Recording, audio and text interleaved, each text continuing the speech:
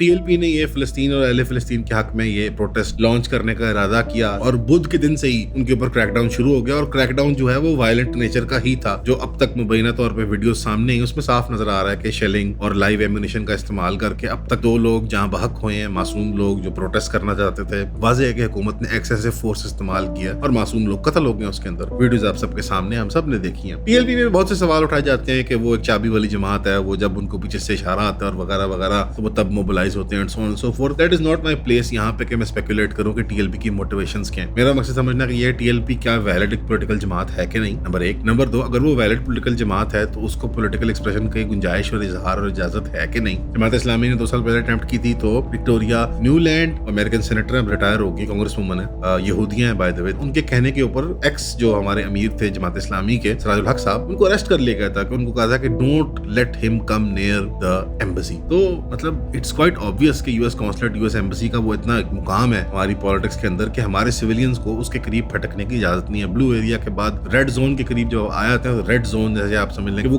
पाक पवित्र मुकद्दस मुकाम है जहाँ पे पाकिस्तानी शहरियों का फटकना, वहां पे जाके आवाज उठाना नहीं जायज। ये एक स्टेट है हमारी डेमोक्रेसी की। आपको बुरी लगती है टीएलपी, बुरी लगे, 100 बुरी लगे, लेकिन ये जायज तरीका कार नहीं है उनकी पॉलिटिकल मांगों को जवाब देने का। वो कहते हैं जी हम गामजान है अपने इस रास्ते के ऊपर और हम जाएंगे इस्लामाबाद। देखते हैं इसका हल क्या निकलता है।